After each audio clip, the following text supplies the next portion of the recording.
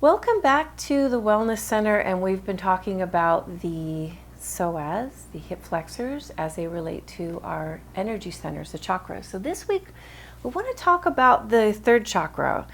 And as this is sort of our spiritual evolution, this moving upward, so we talked about our tribe, individuation, and then as you might guess, when we get to this region here, which we related to our upper chakra, upper psoas muscles, our hip flexors, is our third chakra, which has to do with your self-worth and your self-esteem and stepping into who you are and owning who you are.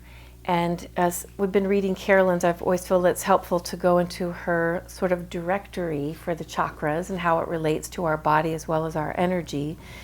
This third area has to do with your abdominal region, your stomach, your upper intestines, your liver, gallbladder, kidney, and your adrenal glands, your spleen, and your middle spine.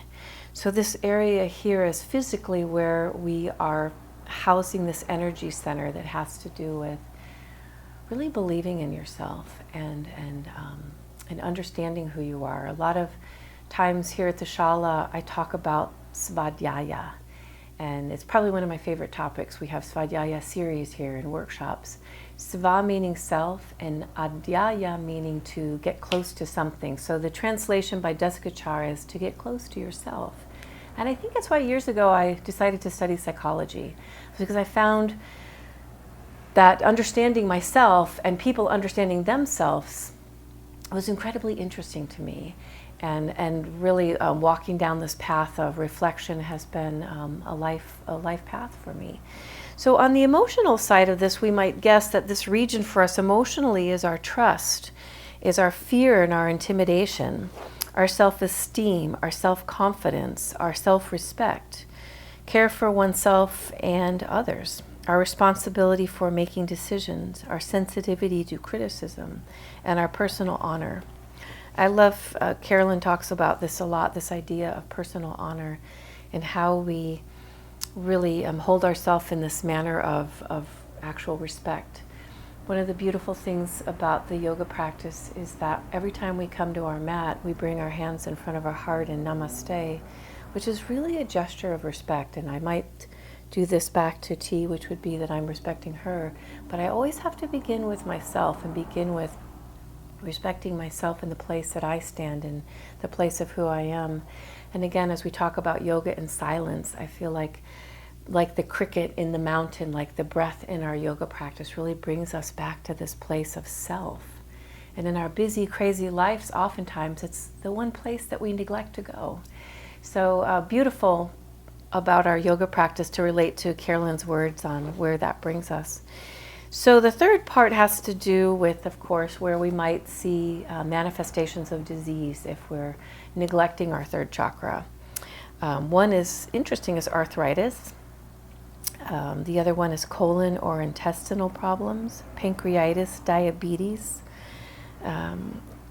chronic or acute anorexia or bulimia, liver dysfunction, and also adrenal dysfunction. So just some areas that it might manifest if we're having trouble really, not necessarily just relating to ourselves and loving ourselves, but perhaps sometimes just not taking enough time for ourselves, so we even know that we're neglecting ourselves. And again, I think one of the things I've enjoyed teaching over all the years that I've been teaching yoga is for people to spend this time on their yoga mats and quieting their minds and focusing their breath on letting go of the external world. I always said yoga is the one place where rather than living over here like, oh, my life's great, I'm so happy I married the right person, I love my job, or oh no one's coming to my yoga class, like life tends to do this. And no matter how spiritual I am, no matter how good I am, my life will always do this. There'll always be the ups and downs, the ebbs and the flows, the challenges. But the more we turn ourselves into this inward place where our third chakra resides, and I see myself, I sit with myself, I get to know myself, I have more of a sense of my own needs, my own challenges, that this is a place where this svadhyaya, this self-reflection, can help me live my life more from this internal place of the third chakra, rather than always be pulled and tethered to my external world.